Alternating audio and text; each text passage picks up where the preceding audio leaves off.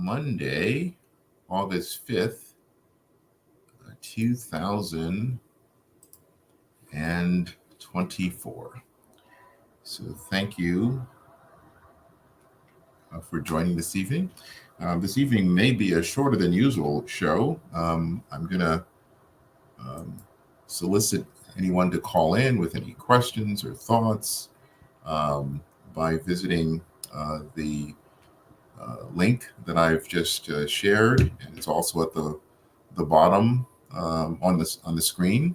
How you could call in with any questions, thoughts, or comments that you have. So our original scheduled guest has not been able to join us. So again, tonight's show may be a little bit shorter than normal. So as we customarily do, we start with a review of what we call a winning strategy, something that we've developed over time that we think would be useful as a tool. So let me put that up on the screen. And what this is talking about is how we attempt to deal with challenges that we have, and we want to take a slice at it. But there are basically 5 different parts of what we're trying to do when we're trying to figure things out. So often the first step we need to do as we're trying to make sense of a circumstance is to stop. Often we're running in place and trying to deal with a lot of stuff, but often the most important thing we can do is to selflessly settle our spirit. And selflessly means that for us, it may be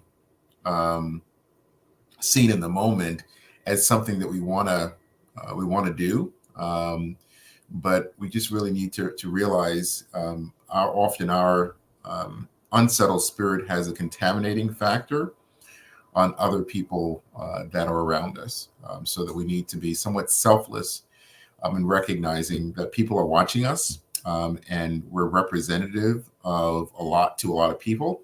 And so what's important for us is to take the time to settle our spirit. So again, often that needs to be, if not always, needs to be ground zero.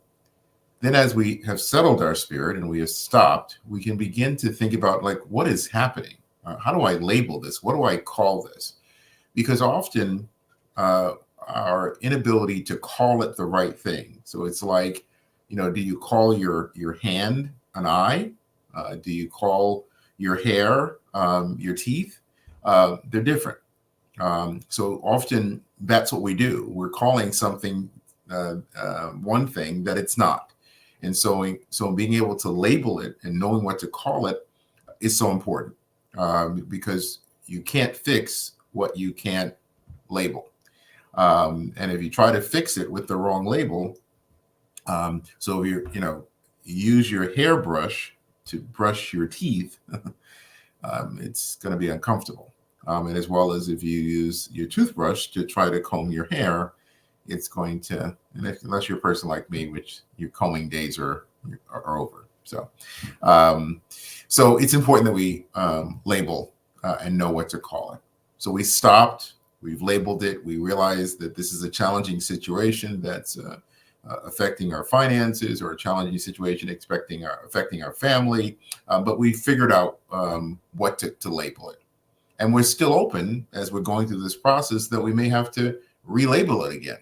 And also sometimes what you find is almost like this is an elevator that you stopped and you're labeling it. But once you start labeling it and realizing what it really is, you may find the need for you to go back and stop again, because the labeling has triggered you and has given you some challenges in itself. So just allow yourself to understand that you may go up and down in this circumstance as you're making progress to figure it out and how to take it one step at a time. Secondly, is after you've labeled it and you have some idea what you want to call it, you want to figure out, like, okay, I want to investigate, where did this start from? Is this something that started from me, something that's outside of me, a combination thereof? But again, begin to start, thinking about it and analyzing and trying to understand it, so that again, you've labeled it, you've investigated it, you're beginning to tear it apart, and understand it better. And then, now that you've figured out what it is, where it came from, now you can begin to say, okay, I need to contract with myself and others to get something else, to attempt for a different outcome. And a contract, and it doesn't have to be something that's written.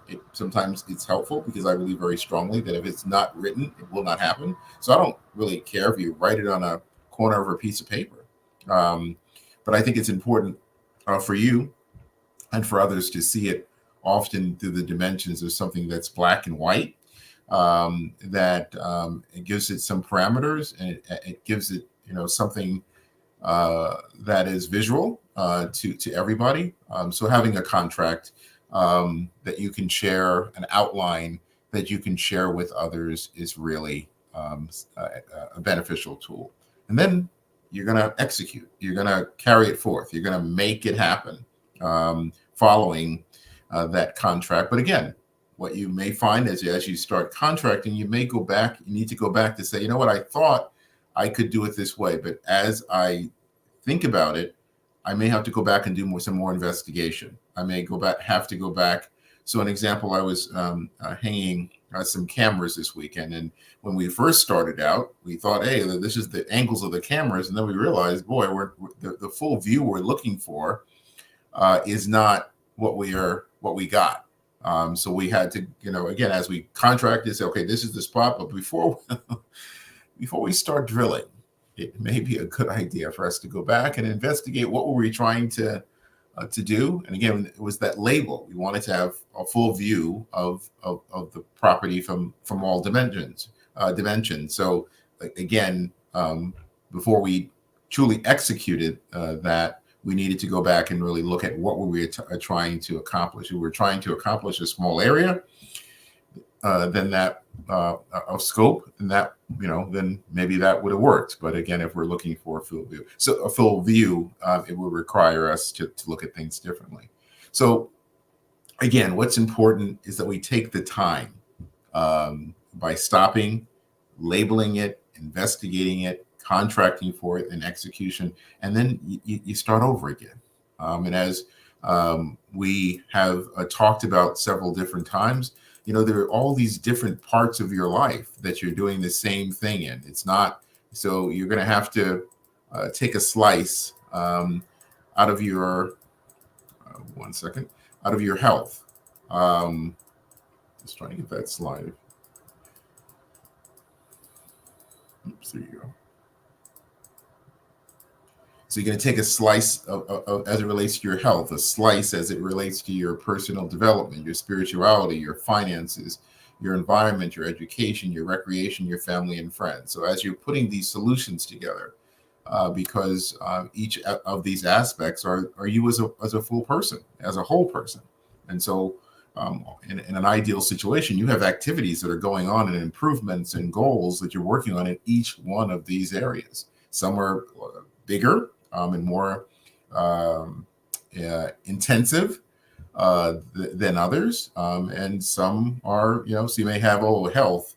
There's a lot going on there, but when it comes to your education, you've already completed the highest level of education or credential that you want. So really now it's just maintenance, and it's just some stuff that you're doing to keep yourself fresh. So again, there are going to be different scales of the work that you're doing. But what's important is for you to understand that you are a whole person, and that there should be some activities in each of these areas just to keep you somewhat balanced.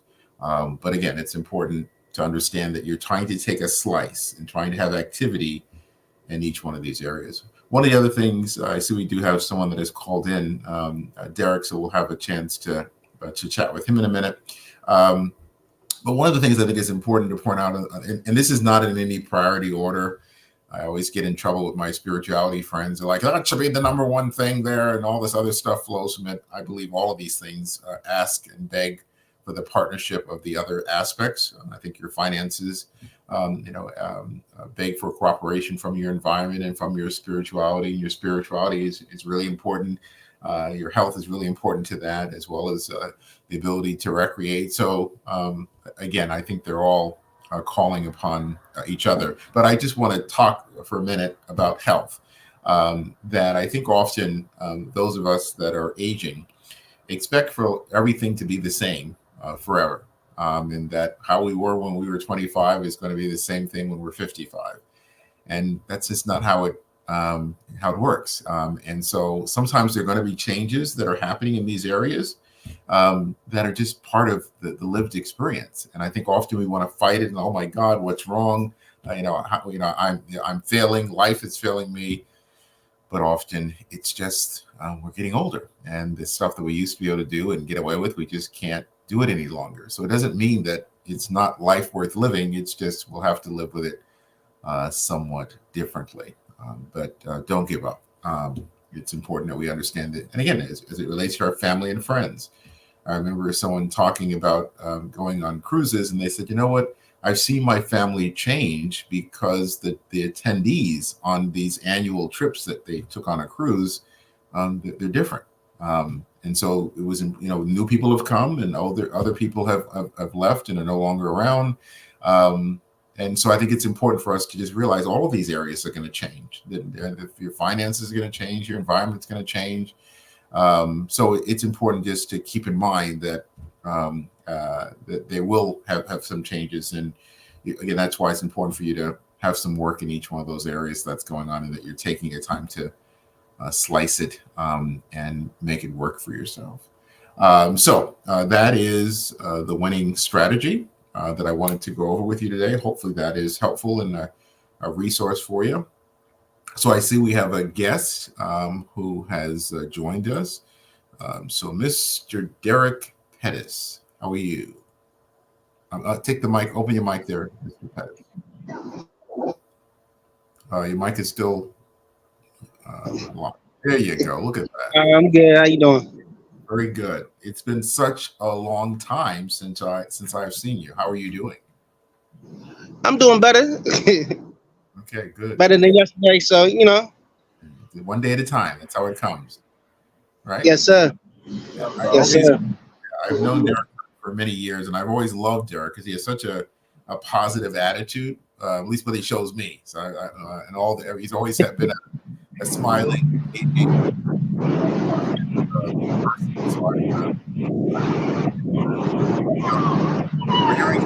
oh my God, we're hearing some background noise, and I hear the police. Are they going to come and cuff you and take you away? Nah. Cause I just got off of work, so I'm at like the bus stop. I ain't got my headphones, so. Okay. Well, we won't keep you long. I'm so glad for our original guest didn't follow through, so I'm glad Nita was able to reach out to you and you were able to join in. So I appreciate that.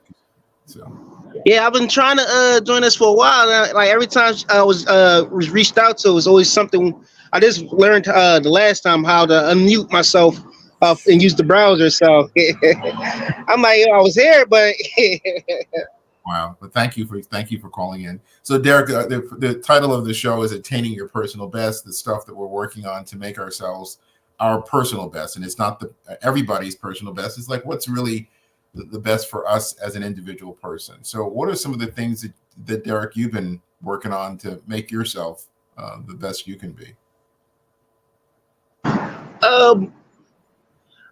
So I caught the end of it. Right. Just like what are you making? What are you doing to make the best of Derek Pettis? So I recently I'm a big family person. I'm family orientated, and I realized that sometimes that can be a double-edged sword. And me and one of my brothers got in a little thing, and I just realized like I read something like don't give people that power to think that you can't survive without them. And like something happened that was minor, between my brother, but he made it like major, like he was about to cut me off. Then he said I was lucky. And like that just made me realize, like, you know what? I don't really need you, bro. Like, I was looking at like the pros and cons of it. Like, I love him. I still speak to him, but like, as far as the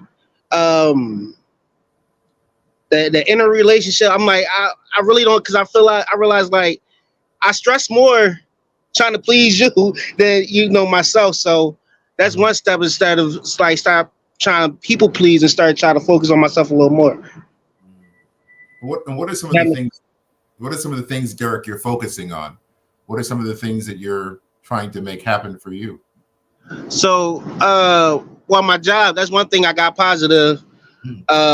Just showing up, making sure I get there, even though some days I'd rather just, stay in bed. Yeah, you got a good government job, I heard. Third party, it's pretty good though. Too.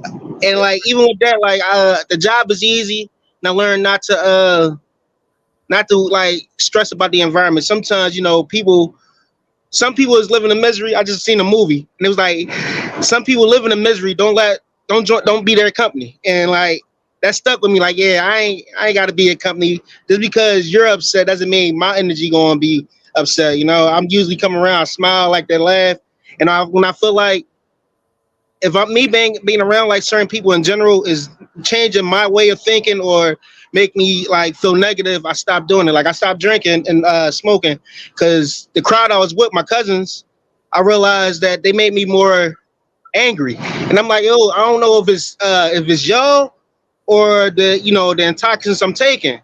So I just cut that out. Like, yeah.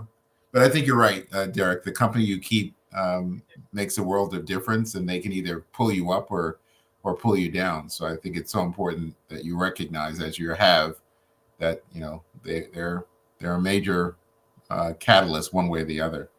And Andrea wrote in our comments, weed does that. It makes you very angry. Having never consumed any weed, maybe now that I think about it, people might think I do use weed because I'm a pretty angry guy when I get angry. So they're like, oh, he's just high. But I'm that way without. So you wouldn't want me to use no weed because it'd only get 10 times worse. But what else, Derek, is going on for you at this point in your life? What else are you working on?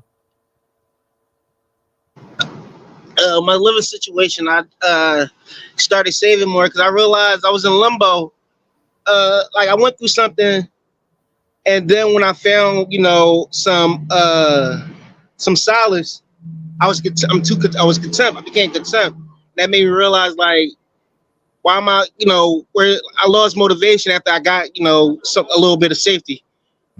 So now I realized that, and now I'm back on, like, I'm a little hungrier to, like, get my own stuff again.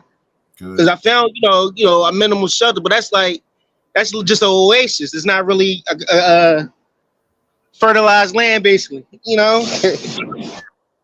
And one of the things I think is so important, Derek, to keep in mind is that I know when I met you earlier in life that you came from a very closed living situation. So this desire that you have to have your own space for many years, you were in a pretty small place with your family, and so part of it, that's just part of your DNA. So you wanting to get your own place and launch out is going through a lot of the stuff that you and your family have gone through.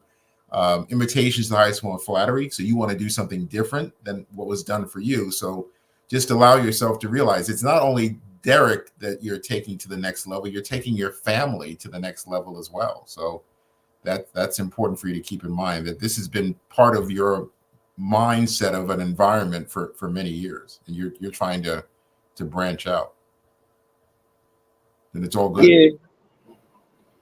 Well, I feel like I'm going places. I've never interviewed someone on a Septibus. This is wonderful. Yeah, a little travel. Wow. A little vlog, Exactly. I used to kid Nita that I wanted to just one day, get on a SEPTA bus and train and just, floating around Philadelphia. She doesn't think that's a good idea for me, but I think it'd be wonderful. But she doesn't. You don't. Okay. Just make sure you know you're not alone. Because sometimes these buses get crazy. Yeah, bring the security detail, right? That's right. Wow. Derek, I don't want to hold you up anymore. I am so glad to see you and to talk with you. I'm so proud of you and the stuff that you're attempting to accomplish and that you have accomplished. And I always want you to just keep in mind and just know, we love you dearly, here at Child First, for you as the person that you are. I mean, I can't, I'm sure you gave me some problems, but I can't think of them. And that's part of getting old. You get a little, absent-minded. But in all seriousness, I just think you're a really special person with a wonderful personality, and just know that we really do love and care for you. Yeah, thanks. I appreciate that. And it's crazy because even though I check in every once in a few years, I always brag about it. Say, yeah, I got an uncle named Doc. He XYZ. Da da da. I always brag, and Wow. like I use the things I remember. Like the 8 domains and stuff. Mm. The things that stick, and what I can remember, I always try to pass it along because I always feel like if you knew better, you do better. Wow. So iron still sharpen steel, iron sharpen iron. I always try to pass along to like the people I deal with, just in general. Okay. That's wonderful. Thank you so much, Derek. And again, we love you. All right, love you too. Take care. Wow. He is really is a special young man. And again, all the years I've met him, just an upstanding person. I remember one time he told me about being at a bus stop, I think it was by bus stop down by Temple University, and being robbed. And the way he told the story was just like, oh, it just happens, no big, no big deal. But so he just faces life with a sense of optimism that I think it's one to marvel about. And I thank my wonderful sisters, Andrea and Cheryl, in your comments. Andrea wrote, stand 10 toes down, keep your head up. Cheryl said, hallelujah. Cheryl agreed with him. When you know better, you do better. Cheryl said, I'm not getting on a SEPTA bus. Come on. So again, and Anita wrote no way as well. You guys there's not much, fun I have. So just let me, get my little trans pass, whatever they call it, and just ride around and enjoy myself. All right. I really do appreciate Derek calling in and adding his perspective and talking about his journey to attain his personal best. Hopefully that was beneficial. Nita said no way, not Andrea, so I apologize. But yes, exactly. Andrea's like, go ride the bus. You'll be fine. But again, thank you all for chiming in. I look forward to seeing you all next week at the same time. Take care.